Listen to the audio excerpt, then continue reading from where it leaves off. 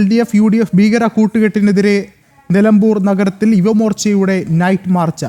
വേണം വികസനം, വേണ്ട ഭീകരത എന്ന മുദ്രാവാക്യം ഉയർത്തി നടത്തുന്ന മാർച്ചിൽ രാജീവ് ചന്ദ്രശേഖർ പങ്കെടുക്കുകയാണ്. തത്സമയത്തിലേക്ക് 60 കൊല്ലം അവസരം കൊടുത്തു LDF-നും കോൺഗ്രസിനും.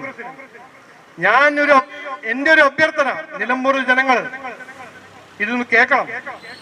7 മാസത്തിന് നമ്മുടെ അഡ്വക്കേറ്റ് മോഹൻ ജോർജിന് ഒരു അവസരം കൊടുക്കണം. 7 മാസം, അത് കഴിഞ്ഞിട്ട് ഒരു ഇലക്ഷൻ ഉണ്ടാവല്ലോ.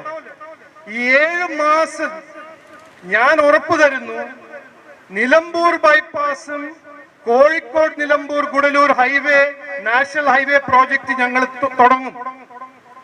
നിലമ്പൂർ റെയിൽവേന്റെ വികസനം, നിലമ്പൂർ നഞ്ചങ്കോട് ലൈൻ ഞങ്ങൾ തുടങ്ങും. 7 മാസം, അത് മാത്രം മതി. ഒരു അവസരം. ഡിസ്ട്രിക്ട് ഹോസ്പിറ്റലിൽ ഞങ്ങൾ ക്യാൻസർ സൂപ്പർ സ്പെഷ്യാലിറ്റി ഹബ്ബാക്കി മാറ്റും.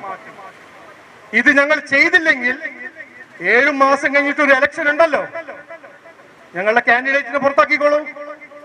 ഞങ്ങൾ ആ ചാലഞ്ച് എടുക്കാൻ തയ്യാറാണ്.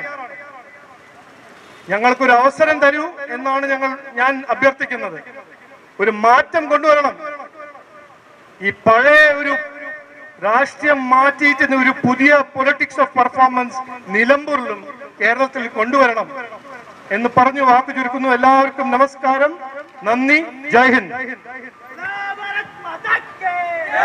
നിലമ്പൂരിൽ സംഘടിപ്പിച്ച യുവമോർച്ചയുടെ നൈറ്റ് മാർച്ച് ഉദ്ഘാടനം ചെയ്ത് സംസാരിക്കുകയായിരുന്നു സംസ്ഥാന BJP അധ്യക്ഷൻ രാജീവ് ചന്ദ്രശേഖർ. തത്സമയ ദൃശ്യങ്ങളാണ് പ്രേക്ഷകർ കണ്ടത്.